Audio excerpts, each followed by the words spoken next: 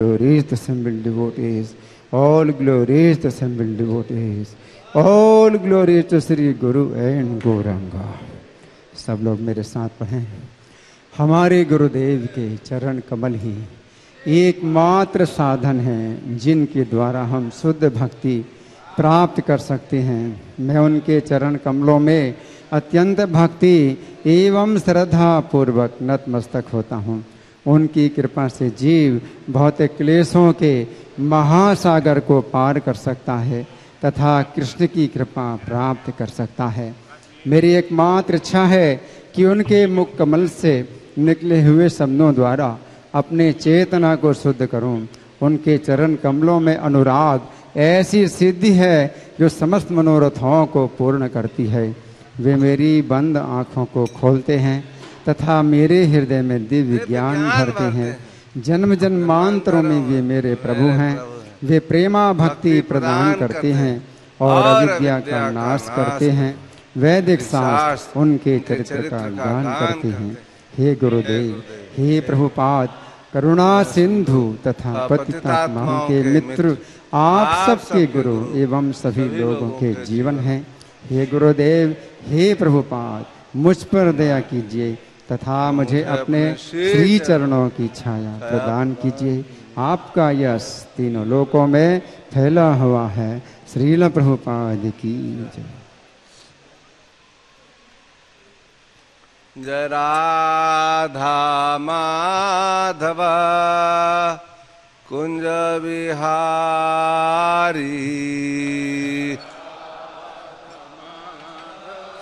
जय हो जय राधा माधव कुंज बिहारी।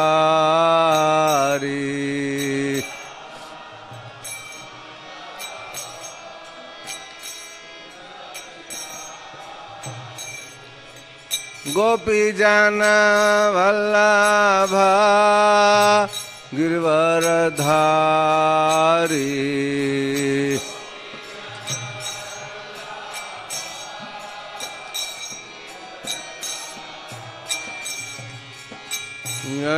यशोदानंदन ब्रज जन रंजन,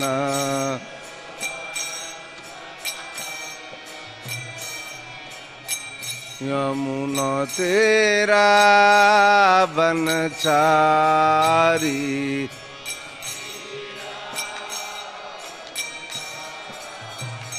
जय राधा माधव कुंज बिहारी।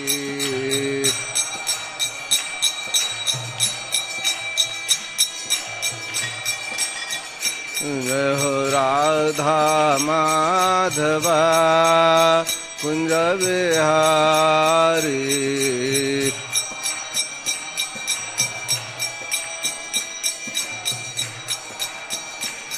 हरे कृष्ण कृष्ण कृष्ण हरे हरे, हरे राम राम राम हरे हरे।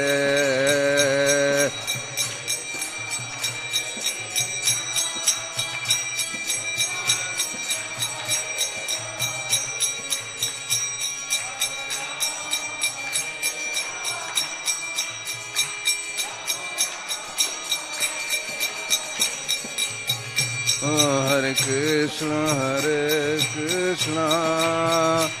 कृष्ण कृष्ण हरे हरे, हरे राम राम राम हरे हरे।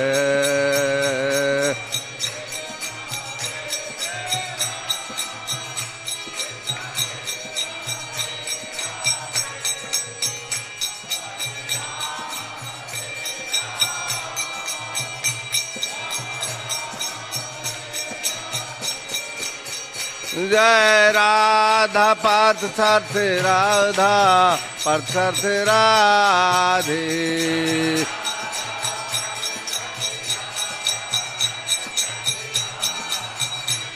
जय सीताराम लक्ष्मण हनुमान, सीताराम लक्ष्मण हनुमान।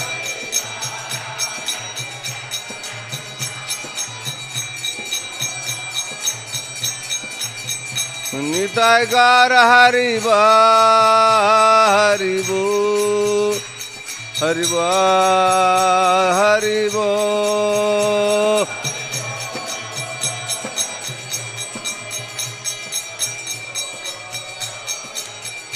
जय जय प्रभुपाद, प्रभुपाद, प्रभुपाद, प्रभुपाद।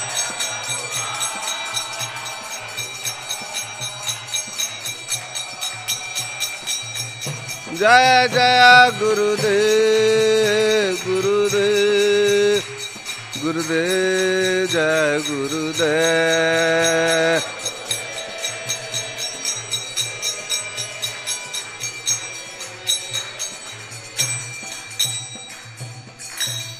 जाओ मिश्रपात परमहंस पजुकाचार्य स्वदेशी भक्तिवेदांत स्वामी श्रील प्रभुपाद की, नित्य लीला प्रविष्ट श्रीमद् भक्ति वेदांत स्वामी श्रील प्रभुपाद की, नित्य लीला प्रविष्ट श्रीमद् भक्ति सिद्धांत सरस्वती गोस्वामी महाराज की जय। श्री रूप सनातन रघुनाथ दास रघुनाथ भट्ट गोपाल भट्ट जी गोस्वामी खड़ग गोस्वामी प्रभु की।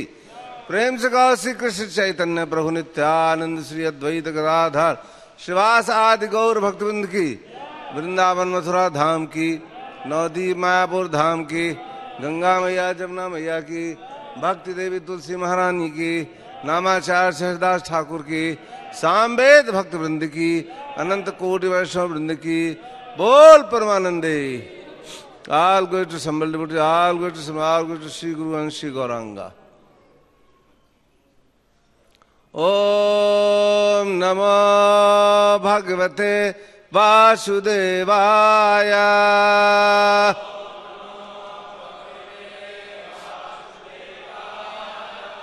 Om Namo Bhagavate Vasudevaya.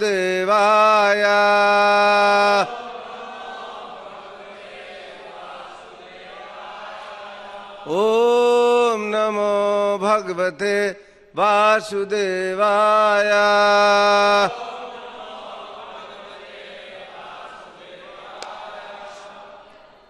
Shrimad Bhagavatam स्कंद 5 अध्याय 2 श्लोक संख्या 13। महाराज अग्निंद्र का चरित्र।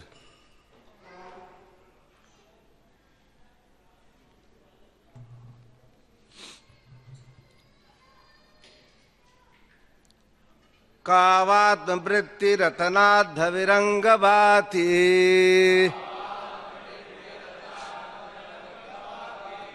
विष्णु कलास्य निमसोन्मकरौ च कर्णौ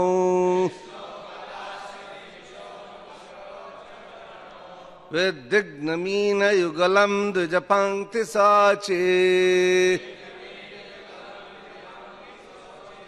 रासन्न भृंग निकरम सरयन्मुखम ते कावात्मवृत्ति रदनाद्ध विरंगवाते विष्णु कलास्य निमिषोन्मकरौ च कर्णौ उद्दिग्नमीन युगलम द्विजपंक्ति साचे रासन्न भृंग निकरम सरयन्मुखम ते कावात्मवृत्ति रतनाद्ध विरंगवाते विष्णु कलास्य निमिषोन्मकरौ च कर्णौ विदिग्नमीन युगलम द्विजपंक्ति साची रासन्न भृंग निकरम सरयन्मुखम ते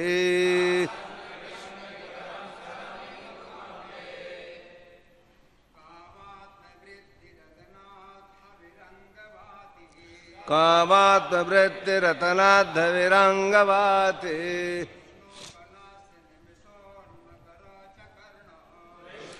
कलास निमिषोन्मकरौ च कर्ण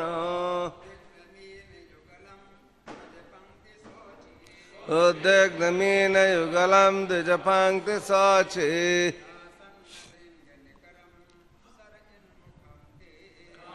उन्नभृङ्गनिकरं सरयन्मुखं ते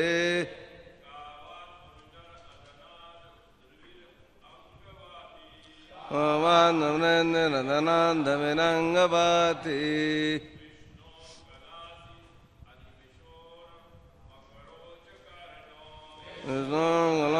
निमिषोन्मकरौ च कर्णौ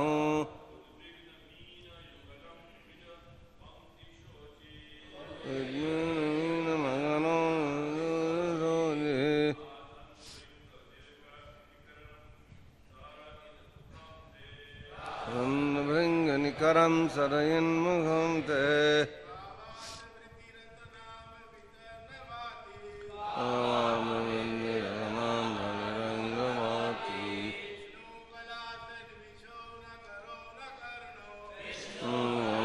निमिषोन्मकरौ च कर्णौ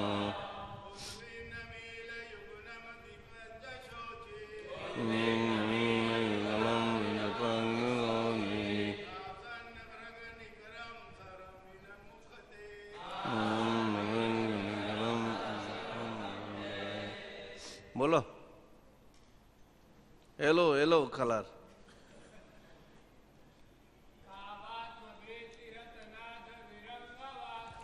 कावात वृत्ति रतनाद विरंगवाति विश्व कलास निमिषोन्मकरौ च कर्णौ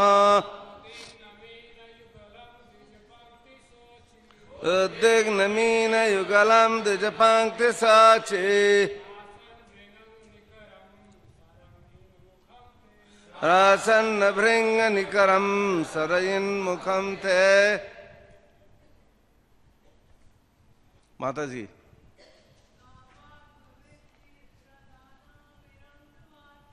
कावात्मवृत्तिरदनाद विरङ्गवाते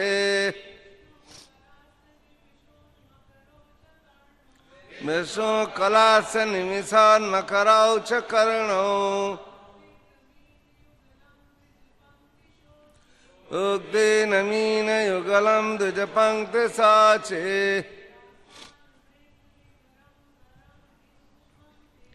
आसन्नभृङ्गनिकरं सरयन्मुखं ते। शब्दार्थ का क्या वा तथा आत्मवृत्ति ही शरीर के पालन हेतु भोजन आदनात पान के चबाने से हवि यज्ञ की हवन सामग्री अंग मेरे प्रिय मित्र वाती फैल रही है विष्णु भगवान विष्णु के कला शरीर का अंश असी हो अनिमेष अपलक अपलक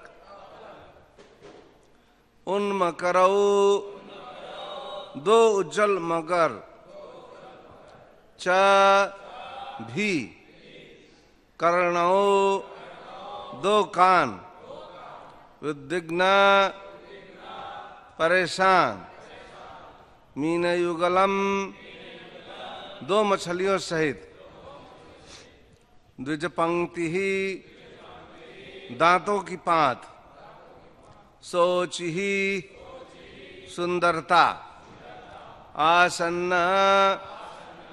सन्निकट भृंग निकराम भौरों का समूह सर इता सरोवर के सदृश मुखाम मुह ते तुम्हारा मित्रवर शरीर पालने के लिए तुम क्या खाते हो।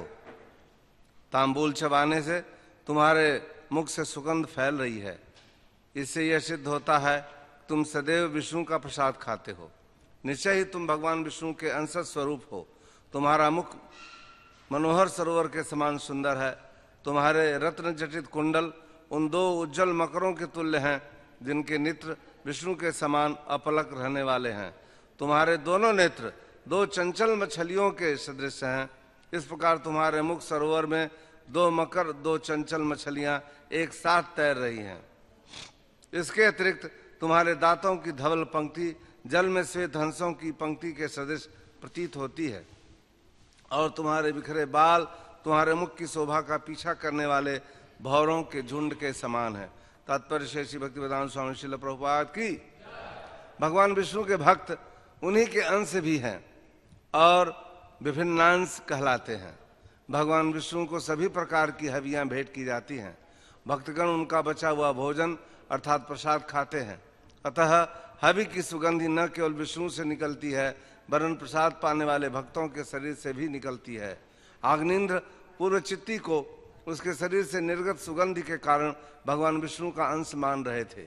इसके साथ ही साथ उनके मकराकार रत्न जटित कुंडलों, उसकी शरीर की सुगंध के पीछे मत्त होकर दौड़ने वाले भौरों के समान काले बालों तथा हंसों के समान श्वेत दंत पंक्ति के कारण अग्निंद्र ने उसके मुख की उपमा कमल पुष्पों, मछलियों, हंसों तथा भौरों से अलंकृत सुंदर सरोवर से की है। ओम अज्ञान तिमिरंधस्य ज्ञानंजन शलाकया चक्षुरुन्मीलितं येन तस्मै श्री गुरवे नमः।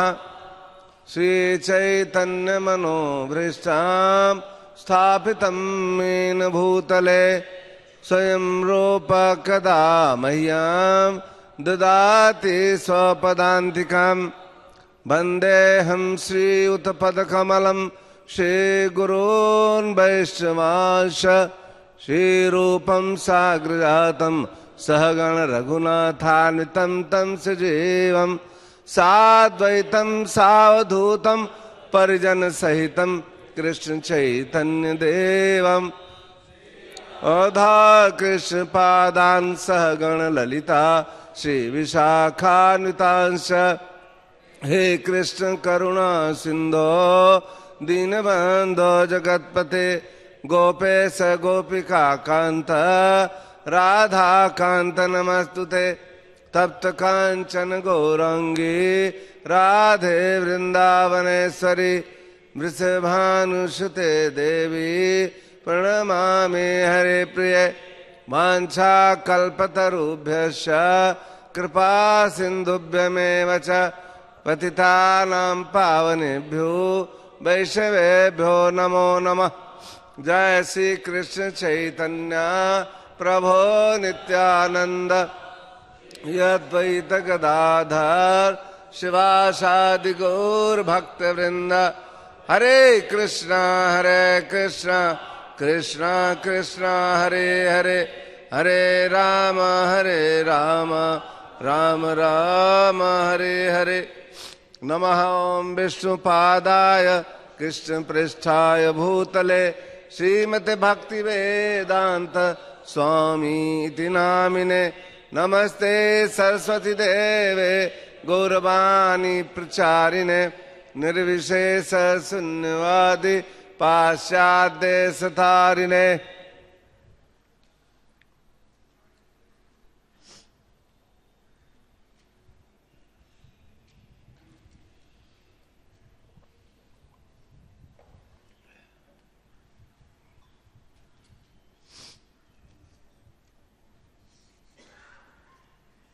कावात्मवृत्तिरदनाथ विरंगवाती विष्णु कलास्य निम सौन्मकरौ च कर्णौ उद्दिग्नमीन युगलम द्विजपंक्ति शोची रासन्न भृंग निकरम सरिन्मुखम ते।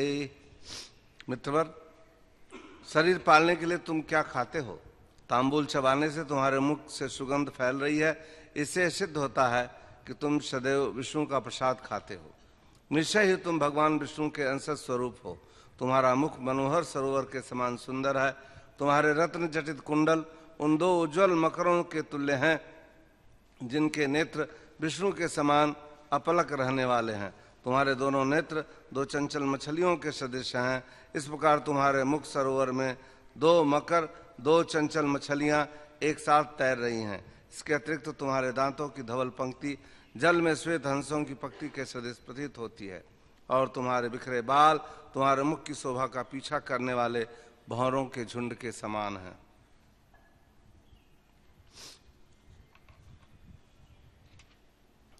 तो अभी आप महाराज अग्निंद्र के चरित्र के विषय में सुन रहे हैं। पिछले कई श्लोकों में उनकी चर्चा चल रही है। आप जानते हैं कि इस अध्याय में बताया गया है कि महाराज अग्निंद्र अपनी प्रजा का पालन पुत्रवत कर रहे थे। ये एक बहुत ही आदर्श प्रजापालक के लक्षण हैं। जैसा कि आप जानते हैं कि प्रभुपाद जी कहते थे कि इस युग में, कलयुग में, जो उचक्के हैं, लुटेरे हैं, वही राजा बन जाएंगे। तो आप कैसे अपेक्षा करते हैं कि वो प्रजा पालन करेंगे और प्रजा को धर्म की भी शिक्षा देंगे? ये पूर्ववर्ती सभी राजाओं के जो ये लक्षण हैं, सबसे आवश्यक बात है कि पुत्रवत प्रजा का पालन। जैसे आप जानते हैं कि जब कोई व्यक्ति, कोई माँ बाप अपने पुत्र की पालना करते हैं तो बच्चे बहुत सी गलतियां करते हैं, लेकिन लालन पालन का जो विधान है उसमें अगर कभी वो डांटते भी हैं तो उनको सुधारने के लिए करते हैं, उनसे बैर भाव नहीं रखते। उसी प्रकार जो राजा है वो अपनी प्रजा का पालन उनके सुधार के लिए करता है। अब इस समय जो प्रजा है और जो राजा है उनका संबंध केवल एक है, ज्यादा से ज्यादा टैक्स वसूलो। हाँ, धन ही हरहि शिष्य धन शोक न हरहि, सो गुरु अवश्य नरक में परहि। कुछ गुरु भी हैं जिन्होंने अपना बड़ा भारी साम्राज्य फैला लिया है, बहुत से सिलसिले बना लिए, एक साथ दीक्षा दे रहे हैं। माइक पे बैठ गए, हजारों लोग एक साथ दीक्षित हो गए। बोलेंगे जिनको शिव की भक्ति अच्छी लगती है तो एक ही मंत्र दे दिया, बोलो इसका जप करते रहो। जिन्हें दुर्गा माँ पसंद है उनको दुर्गा का मंत्र दे दिया। केम चमुंडा भिक्षे, जो भी जिसको जो चाहिए मंत्रोच्चार करके दे दिया कि ले ये मंत्रोच्चार करो, लेकिन हरहि शिष्य धन शोक न हरहि। गुरु न सस्यात, जननी न सस्यात, राजा न सस्यात। उन लोगों को किसी भी उत्तरदायित्व का आपद धारण नहीं करना चाहिए। माता न सस्यात, उसको माता नहीं बनना चाहिए, उसको पिता नहीं बनना चाहिए, उसे गुरु नहीं बनना चाहिए, उसे राजा नहीं बनना चाहिए। जो अपनी प्रजा का, अपनी संतति का, अपने आश्रित व्यक्ति का, अपने शिष्य का शोक न हरई। सबसे बड़ा शोक क्या है? हाँ? जन्म मृत्यु जरा व्याधि, चार सबसे बड़े बहुत दुस्तर शोक हैं। दुस्तर बहुत कठिन। लेकिन इस कलयुग की विशेषता है कि इस शोक में भी हम भूले हुए हैं। पता है कि मरेंगे, लेकिन अभी आप किसी से पूछो वो थोड़ी कहेगा कि मैं मरने वाला हूं। हाँ? या जो मरने वाले हैं वो डॉक्टरों की नाड़ पकड़ के बैठे, डॉक्टर साहब थोड़ा थोड़ा और टाइम। उन्हें कष्ट भी हो रहा है। बहुत से लोग ऐसे असाध्य बीमारियों में पड़े हुए हैं, फिर भी दवाई के बल पे चल रहे हैं, ऑक्सीजन टाइम से ले रहे हैं, फिर भी वो प्रार्थना कर रहे हैं कि नहीं प्लीज डॉक्टर डू चमत्कार, कुछ कर दो डॉक्टर साहब। क्यों? कि ये जो नगरी है माया की, बड़ी अपरंपार है। यहां आकर हर आदमी विचलित हो जाता है, भूल जाता है इस भूल भुलैया में।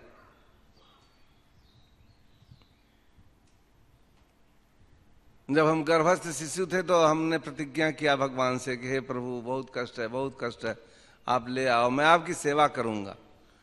सेवा की प्रॉमिस किए थे, प्रतिज्ञा किए थे।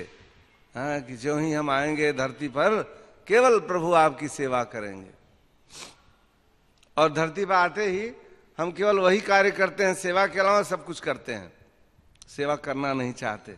अगर कोई सेवा सिखाता भी है तो उसको छोड़ के भाग जाते हैं। तो क्या भगवान चाहते हैं कि जो कोई भी इस धरती पे आए या जो उनकी सृष्टि में रहे केवल उनकी सेवा करे? भगवान की सेवा की जरूरत है। ये एक भाव है, सेवक सेव्य भाव। क्योंकि जब हमारे अंदर भावना रहती है सेवा करने की तो प्रभु हमसे अपने आप संतुष्ट रहते हैं। ये बस यही, इसीलिए इस आंदोलन का नाम क्या है? कृष्णा कॉन्शियसनेस, कृष्ण भावना। ये भावना की लड़ाई है, केवल भावना। तो हमें कृष्ण भावना से भावित होना है। और जो भौतिक भावना है या माया की जो भावना है वो क्या है? वो हमें भगवान की सेवा से दूर ले जाना चाहती है। और ये पूरा संसार, पूरा जहां तक आप जाइए, जो भी आप देखते हैं, जितने साइंटिस्ट हैं, जितने डॉक्टर हैं, जितने इंजीनियर हैं, जितने पढ़े लिखे नेता हैं, सब लोग वो विद्या भी कौन सीख रहे हैं? उदर भराई। कौन सी विद्या सिखाते हैं? उधर भराई से ही वृत्ति सिखा वो कौन सी वृत्ति सिखाते हैं? जिससे आपका भरण पोषण हो। अभी कोई बोल देगा, अभी आप अपने माँ बाप से लौट के जाओ, मिलो, उनको बोलो क्या करते हैं बेटा, क्या करते हैं? या उनके पड़ोसी लोग उनसे पूछेंगे आपका बेटा कहाँ है? कहाँ? दिल्ली। अरे दिल्ली में रहता है? वाह भाई वाह, दिल्ली। दिल्ली बम्बई नाम सुन करके लोग सोचते हैं कि गया फिर चकाचक माल काटता होगा वहां पे। लेकिन अगर बोल दो नहीं, मैं ISKCON कहां पे रहता हूं? अरे इस्कॉन क्या चीज है भैया? कह रहे हरे रामा हरे कृष्णा। अरे क्या नाश कर दिया, यही पढ़ लिख के किया, इसीलिए गया दिल्ली। बोलो, अरे इसको तो कोई भी मूर्ख कर लेगा भैया, हरे राम हरे कृष्णा करने में क्या है? इसमें भी कुछ सीखने की बात है क्या?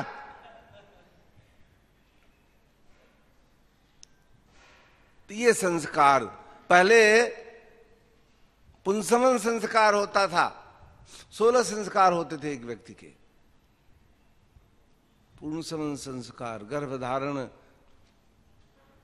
करने से पूर्व माता पिता भगवान के नाम की सन्निधि में बैठ करके प्रार्थना करते थे। तो जिससे वो बालक आएगा तो फिर वो भगवान की सेवा में लगेगा, भगवान का बालक होगा। तो हमारी ये जो परंपरा है इस समय जो चल रही है, समाज की विधान, सृष्टि, राजकरण, तो कौन है ये? Democracy, demon crazy. जो डीमन है, और डीमन वोट देने वाले भी हैं और डीमन चुने जाने वाले भी हैं। Blind led by blind. कौन वोट दे रहा है? बोलता अरे नहीं भैया, बंटवा दिया दारू बोतल के बोतल मोहल्ले में, चलो भैया चलो, जो बस जो बोल दिया बस हो गया, बताने की जरूरत नहीं है, निशान समझा दिया, कप प्लेट है, हाँ हाँ कप प्लेट में डाल। कोई उसको सिखा दिया, बोला नहीं नहीं हाथ का पंजा है, बोला हाँ, जो भी सिखा दिया और नशे के उसमें धुत होकर उसी पे टप्पा मारे, कुछ लेना देना नहीं। हाँ, अभी सरकार खूब प्रचार कर रही है, वोट आपका राइट है। स्कूटर का ब्रेक हमारे हाथ में है सरकार की चाबी आपके हाथ में है, ये प्रचार आ गया है। सरकार की चाबी किसके हाथ में है? आपके। इतना पावरफुल व्यक्ति है, सरकार बना सकता है, बिगाड़ सकता है, लेकिन कैसे बिगाड़ देगा? उसको कोई संस्कार नहीं है, कोई बरगला दे किधर भी चल देगा, वही कर देगा। वो अपनी वृत्ति, अपना चित्त नहीं है। वो चित्त जो है, उनका जो मन जो है, उनकी जो बुद्धि है, उनकी जो प्रज्ञा है, वो प्रतिष्ठित नहीं है, ब्रह्मभूत नहीं है व्यक्ति, मायाभूत है, माया की तरफ आकृष्ट है, उदर वृत्ति है, केवल भरण पोषण, ज्यादा से ज्यादा खाने के लिए, पूरा यही इसी पर संसार चल रहा है। इसीलिए हम पढ़ रहे हैं, इसीलिए दौड़ रहे हैं। आप जानते हैं अभी बम्बई में आप जाइए, वहाँ अगर लोकल ट्रेन में बैठने के लिए जाइए 5 बजे सवेरे, 4:30 बजे सवेरे, आप ऐसे खड़े रहोगे घुस नहीं पाओगे, इतने आदमी रहते हैं प्लेटफॉर्म पर। लेकिन चुपचाप गेट के सामने खड़े रहो तो धक्का पीछे से लोग मारेंगे, आप अपने आप अंदर चले जाओगे। अगर बल लगाओगे तब तो फंस जाओगे। सोचो कि मैं गाड़ी में बैठ जाऊं तो फिर गए, हाथ टूटा वहां। लेकिन आप चुपचाप ऐसे खड़े रहो, पीछे से भीड़ आएगी, पूरा हुजूम मारेगा, धक्का, सीधा अंदर जाओगे, एकदम कुर्सी के पास अंदर घुस जाओ, चुपचाप बैठ गए। और जो तेजी से बैठता है उसको कुर्सी मिल जाती, नहीं तो फिर खड़े रहो, लंबा वहां विरार से लेकर चर्च गेट तक खड़े रहो। क्योंकि अब तो सवेरे वाली भीड़ है, ये तो अपने अपने काम पे जा रही है, उठ रहेंगे नहीं बीच में कहीं।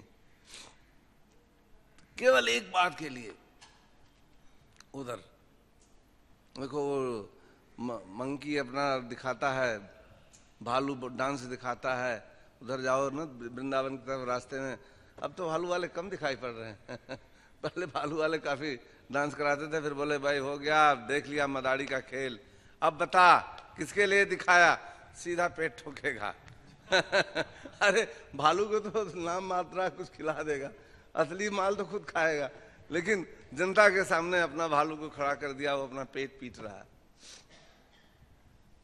तो पूरा समाज हर तरह से केवल इसी कार्य में लगा हुआ है, उदारता के लिए। जबकि जो हमारी वर्णाश्रम व्यवस्था है, ये शुरू से ही इसमें 4 वर्ण, भगवान कहते हैं मैंने 4 वर्ण 4 आश्रम बनाए हैं। 4 आश्रम बनाया। पहले 25 साल तक आदमी तपश्चर्या करे, 25 से लेकर 50 साल तक गृहस्थ जीवन बिताए, 50 से लेकर 75 साल तक डिटैचमेंट, और 75 से 100 साल तक संन्यास, सब चीज से विरक्त हो जाए। उसके बाद उन्होंने आश्रम के अलावा वर्ण व्यवस्था भी बनाई। भगवान कहते मैंने वर्ण बनाए। इस समाज में सब एक जैसे नहीं रहेंगे। आप कहोगे नहीं अरे सब एक जैसे हैं, कभी हो नहीं सकता है, वो 5 उंगली बराबर नहीं है। तो कुछ लोग बहुत शार्प हैं, बहुत तेज है, 1 मिनट में बात पकड़ लेते हैं। उनसे आप बात कर रहे हो, सीधा उनको याद है, वो बैठे हैं क्लास में, याद है कल क्या सुना था, क्या हो रहा है भागवत में, सब उन्हें पता है। कुछ मंद बुद्धि हैं, क्या भैया कुछ ध्यान है, माथा सर खजुआ रहे हैं, कुछ पता ही नहीं चल रहा क्या पढ़े क्या सुने, हैं टाइम पास है, बीत गया, 9 बज गया, बस हो गया, छुट्टी हो गई, हैं बैठे थे भैया, सब लोग बैठे हैं, हम भी बैठे हैं। तो इस तरह से वर्ण व्यवस्था उन्होंने बनाई कि जो मंद बुद्धि हैं दूसरों के कहने पे काम करेंगे तो उन्हें शूद्र नाम से सुशोभित किया। ऐसा नहीं कि कोई शूद्र के घर पैदा हुआ, ये तो हमारे समाज की कुरीतियां हैं जिन्होंने इस तरह से स्थापित किया। जन्मना जायते, जन्म से तो सभी बेवकूफी मूर्खी पैदा होते हैं जब तक उन्हें संस्कार नहीं मिले। जन्मना जायते शूद्र। तो और दूसरे स्तर के लोग हैं जो नहीं, वो काफी बलवान हैं, काफी मजबूत हैं, काफी एडमिनिस्ट्रेशन की बुद्धि उनकी है, तो भगवान ने उन्हें क्षत्रिय बना दिया। कुछ लोग बहुत व्यापारी माइंडेड हैं, बुद्धि उनकी है, गोपालन करना चाहते हैं, बड़े उद्यमी हैं, 1 मिनट बैठ नहीं सकते, चल ही रहे हैं, चल रहे हैं। उनका काम है कुछ न कुछ समाज के लिए कुछ प्रकट कर रहे हैं। तो वैश्य की प्रवृत्ति उनके अंदर है। भगवान ने वर्णाश्रम में वैश्य की अवधारणा प्रस्तुत की। और कुछ लोग हैं जो महाज्ञानी हैं, जन्मजात, प्रहलाद की तरह बुद्धि है, प्रखर बुद्धि है।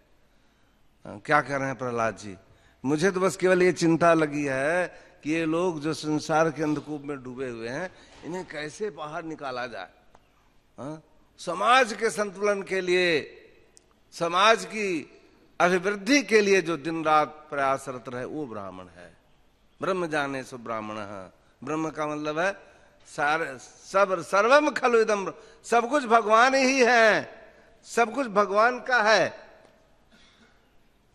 वो ब्राह्मण हो सकता है। जिसको ये विश्वास हो गया सब कुछ, ये सारी प्रजा, ये सारा मैनेजमेंट, ये सारी संपत्ति, सब कुछ भगवान की है, हम भगवान के दास हैं। सभ्य भाव उसके अंदर आ गया, वो ब्राह्मण हो सकता है।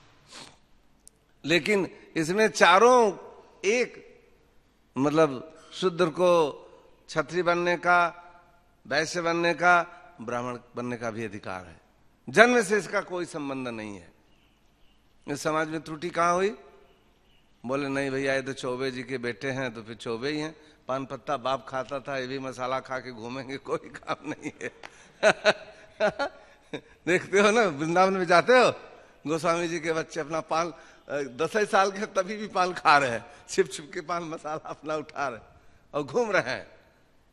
जिधर देखो उधर थूक रहे हैं, चारों तरफ चल रहे हैं, तो लग रहा है कि अरे भाई बड़ा चमकीला आदमी है किसी गोस्वामी का बेटा ये। दूर से इसकी वो, लेकिन तत्से प्रज्ञा प्रतिष्ठिता, उसकी प्रज्ञा जो बुद्धि है स्थित नहीं है, वो ब्रह्म स्थित नहीं है। ब्राह्मण का ब्राह्मणोचित कार्य नहीं जानता है, तो ब्राह्मण बंधु है। वो ब्राह्मण बंधु कौन है? जो ब्राह्मण का दुश्मन है, ब्राह्मण का एक भी कर्तव्य नहीं करता है, नाम के वास्ते जो हुआ। तो इसलिए हमारे समाज में एक कुरीति आ गई है, और केवल यही आंदोलन है कृष्णा कॉन्शियस, प्रभुपाद जी का यही आंदोलन है जो समाज को फिर से सुचारू ढंग से इसकी वस्तुस्थिति में ला सकता है। इसलिए जो कृष्ण भावना भावित हैं, जो कृष्ण कॉन्शियस आंदोलन में भाग लेते हैं, उनकी बहुत गुरुतर जिम्मेदारी है। एक जिम्मेदारी तो है पहले वो अपने आप को संभालें। हाँ, संसार दावा नल नीड़ है, लोग इस संसार में आग लगी हुई सब जल रहे हैं, तो पहले वो अपने आप को ठंडे स्थान में निकालें, इस गर्मी से प्रदूषित वातावरण से निकालें। जब वो अपने आप को ब्रह्मस्थ करें, भक्ति भावना में स्थापित कर लें, तब फिर वो अपन जीवन सार्थक करी कर परोपकार, फिर वो परोपकार की बात सोचे। तो जो प्रभुपाद जी के गुरु जी हैं वो बहुत प्रसन्न होते थे। वो कहते थे कि अगर कोई, इसीलिए प्रभुपाद जी के गुरु जी ने, भक्ति सिद्धांत सरस्वती महाराज ने प्रभुपाद जी को क्या आदेश दिया? राधा कुंड में मिलने आए तो बोले whenever you get money you print book, you print books. क्योंकि वो जानते थे कि कार्ल मार्क्स था, वो सबको बताना चाहता था कोई भगवान नहीं है, लेकिन ये बात कैसे पहुंचेगी घर घर। तो उसने खूब मार्क्सिस्ट प्रोपेगेंडा छापा और उसको पूरा फैला दिया, पूरे यूरोपियन कंट्री में चारों तरफ फैला दिया। तो सब पढ़े लिखे लोग थे, सबने पढ़ा, बोला अरे बड़े काम की बात कह रहा है, हवा बह रही है यार, सही में भगवान की इसमें क्या जरूरत है। सब मार्क्सवादी बन गए। तो भक्ति सिद्धांत सरस्वती महाराज को पूरा विश्वास था कि ये इतना प्रदूषित समाज है, एक एक आदमी को पकड़ना, उसको रास्ते पे लाना कितना मुश्किल काम रहेगा। इसलिए उन्होंने प्रभुपाद जी से क्या कहा? Whenever you get money print book. क्योंकि वो जानते हैं कि अगर ये भगवत गीता, ये भागवत, ये चैतन्य चरितामृत, इन सदशास्त्रों का हम प्रचार करेंगे, इसीलिए हम लोगों का इस आंदोलन का सबसे मुख्य कार्य क्या है? हाँ, शास्त्रों का वितरण। अच्छा, ये आप देखिए, कुछ लोग सोचते हैं कि अरे भाई आप तो कहते हो हम, आप बुक्स बांटते हो, आप बांटते तो हो नहीं, आप तो पैसा लेके देते हो। लेकिन वो समझते नहीं है, क्योंकि जो ब्रह्मवेत्ता है वो क्या मान के चलता है कि भैया ये जो है शास्त्र भगवान का स्वरूप है और आप भगवान के भक्त हो, है ना, तो भगवान की सेवा होनी है, तो उस सेवा के लिए जो कुछ आपके पास है वो लिया और भगवान को आपके हाथ में दे दिया। तो भक्त जो है, देखिए जैसे बनिया व्यापारी व्यापार करता है, जब बाहर निकलता है कोई रोजगार करने के लिए, कुछ सामान बेचता है, तो फिर काउंट करता रहता है, उसका काउंटर लगा हुआ है कि कितना प्रॉफिट हो गया, और उसी तरह से उसका हार्ट पंप करता है कि अरे आज तो हमने इतनी प्रॉफिट बना ली। लेकिन आप जब बुक डिस्ट्रीब्यूशन करते हो तो आपको तो ऐसा नहीं होता ना कि हार्ट बीट बढ़ती है घटती है। जब पुस्तक बंट रही है तभी भी अच्छा लग रहा है, नहीं बंट रही है तो आपको प्रचार का मौका मिलता है। भाई टकराते तो बहुत से लोग हैं, कुछ लोग ले लेते हैं, कुछ नहीं लेते। तो जो नहीं लेते वो कुछ तो सुनते तो हैं। हाँ? वो हमारा क्या प्रभु जी क्या नाम भाई, बुक डिस्ट्रीब्यूटर मधुसुंदर प्रभु जाएगा, उसको सरदार जी मिल गए, बोले अरे भैया ये बड़ी अच्छी अभी अभी ताजी ताजी पुस्तक आई हुई है, ले लीजिए ले लीजिए। आप तो जानते हो, देखो वो अपनी पगड़ी दिखा रहा है। अरे वही बात इसमें लिखी ग्रंथ साहब है, नया नया छपा, अभी एकदम बिल्कुल ब्रांड न्यू आया हुआ। अच्छा नया में ले लिया भाई। अगर वो ये पढ़ेगा, ग्रंथ साहब तो देखा नहीं लिखा क्या है उसमें, पढ़ता नहीं है, लेके रख दिया, ग्रंथ साहब को बढ़िया ढक दिया है, चारों तरफ से पंखा लगा रहा है, हवा दे रहा है उनको। भैया जब उसमें पढ़े क्या लिखा हुआ है, ग्रंथ साहब में गुरु जी की वाणी है। गुरु क्या बोलते हैं, सब कुछ छोड़कर भगवान की सेवा कर, अकाल पुरुष की सेवा कर। तो पढ़ेगा नहीं, केवल रख के पूजा करेगा, उसको क्या मिलेगा। तो इसलिए प्रभुपाद जी, इसलिए जो हमारी टीम है भगवत गीता डिस्ट्रीब्यूट करती है, भागवत डिस्ट्रीब्यूट करती है, तो कुछ न कुछ प्रवचन सुनाती है। ऐसे तो कोई लेता नहीं, लो भाई क्या है, कोई एक श्लोक भी अगर उन्हें पढ़कर सुनाओगे आप, हाँ, तो वो प्रभावित होता कि नहीं है। और सबसे बड़ी बात क्या है कि जब हम कृष्ण भावना भावित जीवन जीने लगते हैं तो प्रसन्न वदनम ध्यायत, हम लोगों के अंदर प्रसन्नता प्रकट हो जाती है हमारे हर कार्य में। जैसे आप देखते हो ना, गोलोक वृंदावन का वर्णन देखते हो ना, वहां पर एक एक चाल चलते हैं लोग तो लग रहा है कि जैसे नृत्य कर रहे हैं, बोलते हैं तो लग रहा है कि जैसे कोई संगीत शास्त्र, हाँ, संगीत वाद्य बज रहा है, वाणी में इतनी मधुरता है। वही स्थिति यहाँ पर पैदा हो गई है। पूर्व चित्ती आई तो हम अग्निंद्र जी अपना ध्यान लगा के बैठे थे और आधा आंख खुली हुई थी उनकी, आवाज सुना, पायल की घुंघरू की आवाज सुनी तो पूरा खोल दिया। बोले भैया ये क्या आवाज आ रही है, तो देखा उसका स्वरूप, उद्वेलित हो गए। तो हम लोगों को हर जगह इस कथा में तो एक ही पुरुष चित्ती आई है, लेकिन इस समाज, इस कलयुग के इस समाज में चारों तरफ अगर हम सावधान नहीं रहेंगे, एक एक पल में, एक एक स्थान में, एक एक जगह में ध्यानाकर्षण करने के लिए बहुत से इस तरह से माया के एजेंट चल रहे हैं, घूम रहे हैं, हम कहीं भी विचलित हो सकते हैं।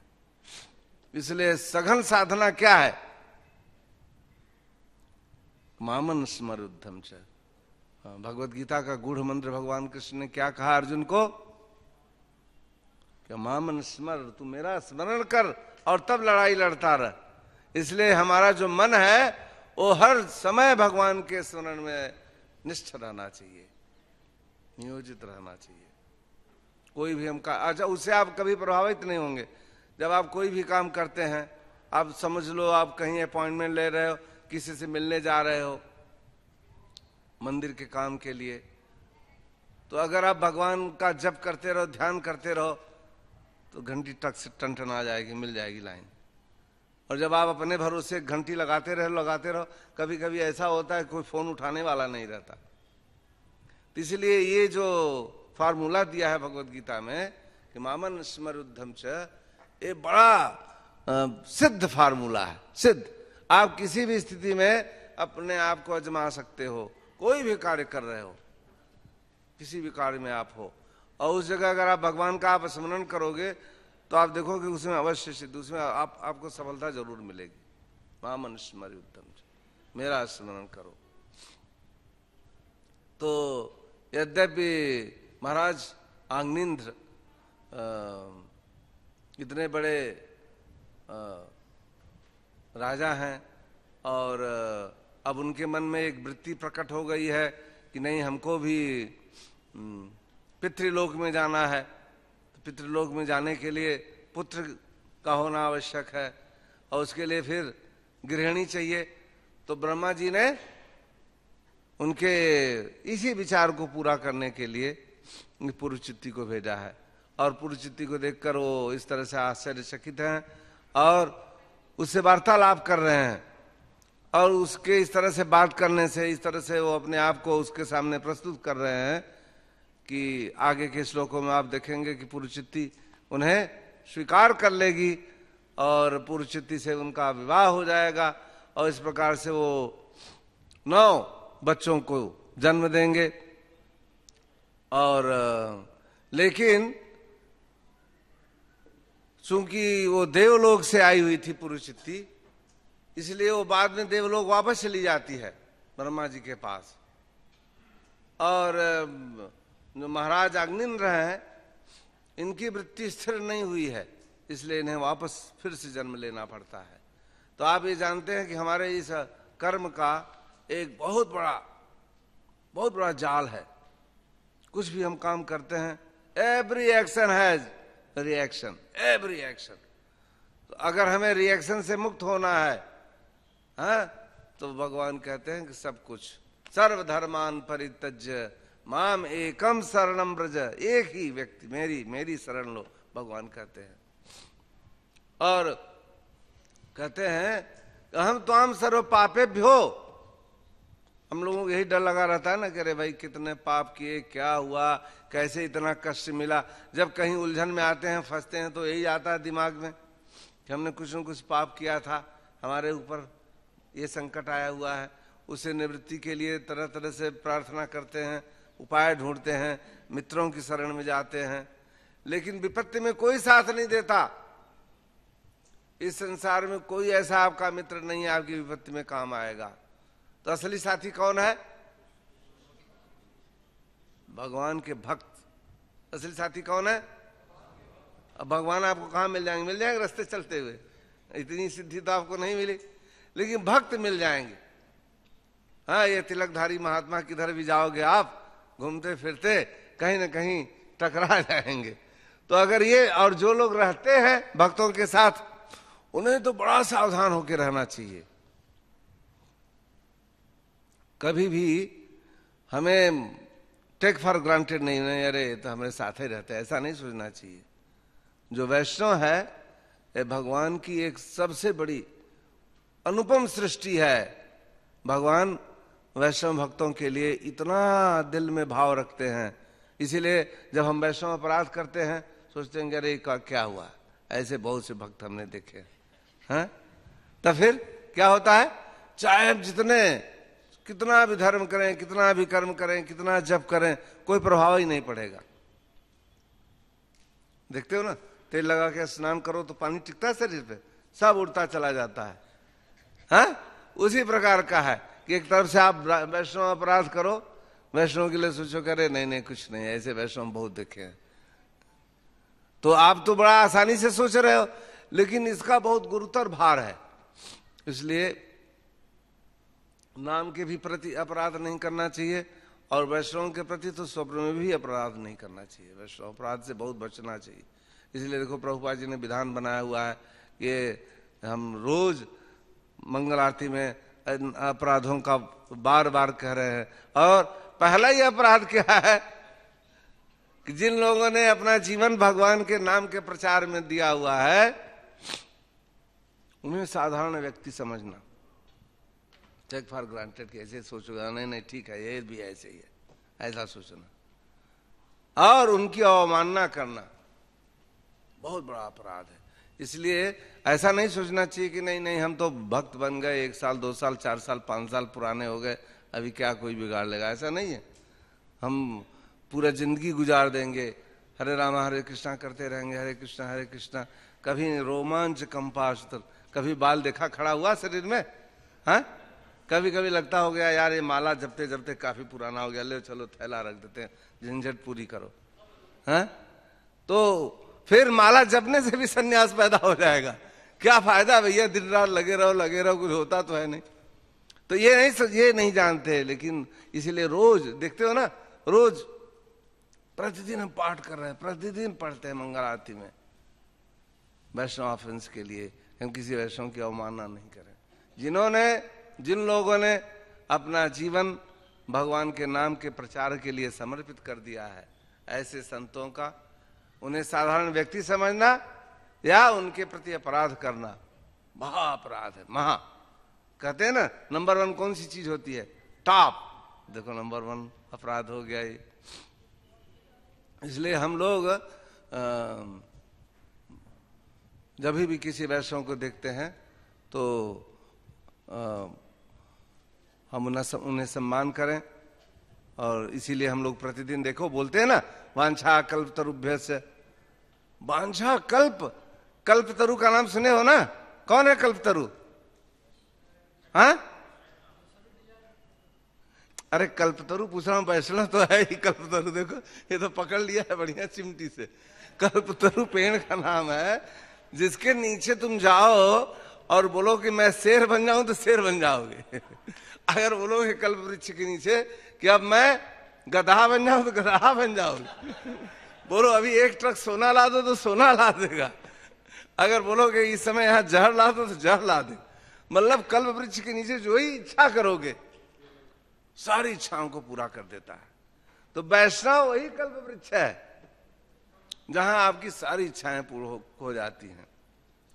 लेकिन हम लोग वैष्णव रूपी जो कल्प वृक्ष है उनके पास ये भौतिक चीज इकट्ठा करने के लिए नहीं आए। प्रभुपाद जी के शरण में हम इसलिए नहीं आए कि नहीं अभी हमें सब जितना संसार का माल है सब उठा लाओ, ले आओ ले आओ ले आओ। आनी और आनी और पहाड़ के नीचे गए हो ना, गिरिराज परिक्रमा किया। जब गोविंद कुंड में भगवान के लिए भोग लगा रहे थे तो भगवान बोले रे भैया इतने से नहीं होगा, और ले आओ और ले आओ। वो वृत्ति नहीं करनी है। क्यों? भोक्ताराम यज्ञ तपसाम सर्वलोक महेश्वरम। केवल श्री कृष्ण भोक्ता है, हम लोग भोग्य वस्तु हैं, हम भगवान के सेवक हैं। हम तो जैसे देखिए हनुमान जी को जब सेवा भाव याद करना है, देखा 1 मिनट 1 सेकेंड भी ओवर टाइम नहीं, 24 घंटे अलर्ट हैं। देख रहे हो किस तरह से वीरासन में बैठे हुए हैं। उनका क्या नारा क्या था? अब जब जा रहे थे हनुमान जी सीता जी का पता लगाने के लिए, तो उन्होंने उनकी परीक्षा के लिए सुरसा नाम अहिन की माता सर्पिणी की माँ को भेज दिया। बोला जाओ देखो हनुमान जा रहा है, इसकी बुद्धि सही है, पार हो जाएगा। क्यों? लंका तो घोर निशाचरों की जगह है, वहां जाके आना आसान काम नहीं है। तो उसने क्या किया? रास्ता रोक के खड़ी हो गई। तो हनुमान जी ने सोचा भैया बोले भाई जाने दो, तो बोले नहीं मैं तो नहीं जाने दूंगी। अपना मुंह फैला दिया। तो हनुमान जी के पास मंत्र था राम का, दुगुना, हर काम दूना कर सकते हैं। तो इन्होंने जितना उसने मुंह फैलाया उसे डबल रूप धारण कर लिया। उसने भी फैला दिया और ज्यादा बढ़ा दिया। जितना वो मुंह बढ़ाती थी हनुमान जी उतने बढ़ते जाते थे। लेकिन हनुमान जी ज्ञानी नाम अग्रगण्यम, बुद्धिमानों में सर्वश्रेष्ठ है। तो सोचे कि भैया ये तो हम यही फैलाते ही रह जाएंगे फिर तो उन्होंने तुरंत अति लघु रूप धरा हनुमाना, एकदम छोटा सा रूप धारण कर लिया। मत्स्यिका समझ, मच्छर की तरह छोटा सा रूप धारण करके और उसके कान में घुसे और तुरंत निकल आए मुंह से फिर कान में चले गए। ऐसे चक्कर लगा दिया, बोले देख भैया हम आ गए, अभी जरूरत नहीं है। तब वो प्रसन्न हो गई। बोले नहीं तुम बुद्धि निधान हो, तुम जाओ जाओ, हमने तो तुम्हारी परीक्षा के लिए देखा था। लेकिन तुम, क्योंकि इन्होंने उससे प्रार्थना किया था कि राम काज करि पुनि मैं आऊं, सीता की सुधि प्रभु ही सुनाऊं, तब तो बदन पैठियों आई, सत्य कहूं मोहि जान दे माई। ये 4 लाइन बड़ी गंभीर है। उन्होंने कहा कि राम काज करि पुनि मैं आऊं। सुरसा से कहा कि हे माई, उन्होंने समझा कि भाई ये देवलोक से, हनुमान जी तो पहचानते हैं कौन कहाँ से आया है। तो बोले देवलोक से आई है, तो इसलिए कह रहे हैं कि भाई माता कहूंगा तो समझेगी भाषा हमारी। हाँ, लेकिन माता जी मैं राम जी का काम करने जा रहा हूं, तो मुझे जाने दो। जब मैं वापस आऊंगा और उनका काम करके उन्हें खबर दे दूंगा, तुम्हारे मुंह में तुमको प्रयास भी नहीं करना पड़ेगा, मैं मुंह में जाके बैठ जाऊंगा। खाना चाहती हो ना, पेट में जाके बैठ जाऊंगा, इतना काम कर दूंगा। सीता की सुधि, काम क्या है उनका, राम जी का? सीता का पता लगाना है। मेरे को यही काम मिला हुआ है, मैं वहां से आके खबर देकर प्रभु को सुना दूंगा, तब तुम्हारे बदन में आके बैठ जाऊंगा। लेकिन वो तो रूप बढ़ानी चली जा रही है। तब हनुमान जी ने इस तरह से अपना, तो हम लोगों को वो सेवक का भाव रखना चाहिए हनुमान जी की तरह तत्पर, कि हम जहाँ जाते हैं, अब जैसे अगर आप गए बुक डिस्ट्रीब्यूशन करने और उलझन वाला सरदार मिल गया, टाइम पास कर रहा है वो, आप उसी से उलझे पड़े हुए, फिर टाइम चला जाएगा ना। इसीलिए प्रभुपाद ने कहा यूटिलिटी इज द प्रिंसिपल। हम लोगों के हर समय का सदुपयोग होना चाहिए। जब कोई उत्सुक है, कोई जिज्ञासु है, तो चाहे उसे 4 घंटा देना पड़े आपको, और आप देख रहे हो कि नहीं ये बड़ा पिपासु है, ज्ञान अर्जित करना चाहता है, ये सुनने का प्रेमी है, भगवान की कथा के विषय में इसके पास जिज्ञासा है, तो आप उसको समय दे सकते हो। इसलिए इस बात का ध्यान हमें रखना चाहिए। Books are the basis. हमारी इस सारी साधना का बेसिस क्या है? प्रभुपाद जी की पुस्तकें। हाँ, उनको क्या सुनाना है? जो हम रोज सुनते हैं, जो पाठ करते हैं, जो भगवत गीता में पढ़ते हैं, भागवत में पढ़ते हैं। हाँ, कोई सेल्फ मैन्युफैक्चर्ड काम नहीं करना, सब कुछ शास्त्र से। तो ये भागवत हम रोज इसीलिए सुनते हैं कि किसी की कथा के द्वारा कोई निमित्त हमारे मन में इस प्रकार से बने कि हमें भगवान की सेवा के प्रति अपार प्रेम पैदा हो जाए। और इसीलिए नित्यम भागवत सेवया, आप देखते हो हमारे भारतीय समाज में परंपरा है 7 दिन की भागवत कथा। भी जानते हो भागवत कथा पर लोग करोड़ों रुपए खर्च कर रहे हैं। एक एक पंडाल 50-50 लाख का बन रहा है। 7 दिन में आप जाओगे तो लगेगा अरे भाई क्या बात है। और जो स्वामी जी जो बोलने वाला प्रवचन करता है, जिस आसन पे बैठता है वो गद्दी, अरे भैया कथा सुनने जाओगे लगेगा एक बार तो ऐसी गद्दी बैठना जरूर चाहिए। ऐसी गद्दी बनाता है, वाह। और क्या बोलेगा, क्या वो फालतू चीज इधर उधर की। अगर उनकी वीडियो ले आकर आप देखो तो आपको पता चला कि भागवत में जो कृष्ण के संबंध हैं, कृष्ण विषय एक वस्तु नहीं बताई, पूरा इधर उधर की बात कर दिया। तो हमें नित्यम भागवत सेवा, तो नित्यम भागवत सेवा कैसी करनी है कि व्यक्ति भागवत, श्रील प्रभुपाद जी ने जो भी हमें आदेशित किया है उनके नियमानुसार कार्य करना है, और पुस्तक भागवत का पाठ करना है और इसका रोज श्रवण करना है।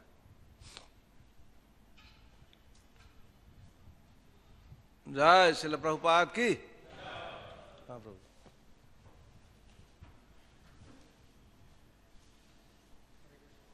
हरे कृष्णा, धन्यवाद। तो आज के श्लोक में जो महाराज अग्निध्र बोल रहे हैं का आत्मवृत्ति कि आपकी जो है लोक में मतलब भोजन किस प्रकार का होता है। पिछले श्लोक में कहा था कि मुझे अपना लोक दिखाओ, जहाँ तुम रहते हो वो स्थान दिखाओ। अब वाह का मतलब अथवा, अगर वो नहीं दिखा सकते तो कम से कम ये बताओ कि तुम लोगों का भोजन क्या होता है। का आत्मवृत्ति अदनात, कि तुम खा रहे हो, पता नहीं क्या खा रहे हो। प्रभुपाद तात्पर्य में लिख रहे हैं कि पान, लेकिन उनको पता नहीं क्या खा रहे हो। तो वो कह रहे हैं, अग्निध्र कह रहे हैं कि तुम्हारा भोजन क्या है, जिसको तुम खा रहे हो पता नहीं है क्या खा रहे हो, लेकिन उससे हविरंग बाती, यानी जो प्रसाद की महक आ रही है। हवि का मतलब भगवान का प्रसाद की महक आ रही है। हवि यज्ञ की जो है महक आ रही है, सुगंध आ रही है, बहुत ज़्यादा सुगंध आ रही है। तो इस बात को लेकर के प्रभुपाद जो है तात्पर्य में बताते हैं कि भगवान के शरीर से सुगंध निकलती है और भक्तों के शरीर से भी सुगंध निकलती है, क्योंकि जो भक्त लोग हैं वो भगवान का प्रसाद खाते हैं। तो चैतन्य भागवत में भी वर्णन आता है कि जब नित्यानंद प्रभु चावल लेके आए थे गौड़ देश से, और गदाधर पंडित ने उनको जो है रांधा, उनका जो है वो चावल बनाया और फिर गोपीनाथ जी को भोग लगाया। तो हाँ, गोपीनाथ ही हैं, टोटा गोपीनाथ को भोग लगाया। इसके बाद और कुछ नहीं, कुछ सब्जियां बनाई थी, इमली के पत्ते की भी जो है चटनी बनाई, वही था, कुछ सामान्य बातें थी, कुछ नहीं। इतना सुगंध कि पूरा बगीचा सुगंधी से भर गया, इतनी सुगंध थी। और जब चैतन्य महाप्रभु भी जगन्नाथपुरी में प्रसाद खाते थे भक्तों के बीच में, तो प्रसाद की जो है हमेशा प्रशंसा करते थे, खाते खाते भी प्रसाद की प्रशंसा करते थे। और ये कहा करते थे कि प्रसाद जो है ये स्वादिष्ट कैसे बनता है। अगर मान लीजिए कि आप जानते हैं कि इसमें क्या क्या चीज़ें मतलब पड़ी हुई हैं इन चीज़ों से, तो इन चीज़ों को मिला करके आप ऐसा स्वाद बनाओ, ऐसा स्वाद नहीं मिल सकता है। हाँ, जो प्रसाद में मिलता है ऐसा स्वाद नहीं मिलता है, क्योंकि इसमें एक चीज और भी मिली हुई है जो कहीं नहीं मिलती है, और वो भगवान के ओठों का अमृत है। जब भगवान को भोग लगाते हैं तो भगवान के ओठों का अमृत इसमें मिल जाता है, वो आपको बाजार से नहीं मिलेगी। आप जितनी भी चीज़ें सामान खरीद करके लाओ और वो जो है स्वाद बना सकते हो क्या? नहीं बनेगा, वो स्वाद नहीं बनेगा जो भगवान के प्रसाद में होता है। और प्रभुपाद गीता के जो है श्लोक की व्याख्या में लिखते हैं कि जो सात्विक भोजन है तो उसमें प्रभुपाद लिखते हैं कि सामान्यतः जो भोजन 3 घंटे पहले बना हुआ है तो वो जो है खाने लायक नहीं रहता, वो तमोगुणी हो जाता है। लेकिन अगर भगवान को भोग लग गया है तो तब तक जो है आप खा सकते हैं, जब तक कि उसमें दुर्गंध नहीं आती, सड़ता नहीं, तब तक आप खा सकते हैं। तो ये प्रभुपाद मतलब बड़े चुनौती के साथ बोल रहे हैं, तो इस पर भी विचार करना होगा कि सामान्यतः 3 घंटे पहले जो बना हुआ भोजन है वो तमोगुणी है, यात यामम, वो जो है खाने लायक नहीं रहता है। लेकिन अगर प्रसाद है भगवान का तो तब तक आप ले सकते हैं जब तक कि वो सड़ ना जाए या दुर्गंध ना हो। तो ये कुछ अंतर है, भगवान के प्रसाद में अंतर है। प्रसाद के प्रति आसक्ति आप रघुनाथ दास गोस्वामी का देख सकते हैं। रघुनाथ दास गोस्वामी वहाँ रहते थे जगन्नाथपुरी में, तो जो चैतन्य महाप्रभु को प्रसाद वहाँ पे जो मार्केट में बिकता रहता था बाजार में, आनंद बाजार में, तो बहुत से गिरता था तो नाली में गिर जाता था।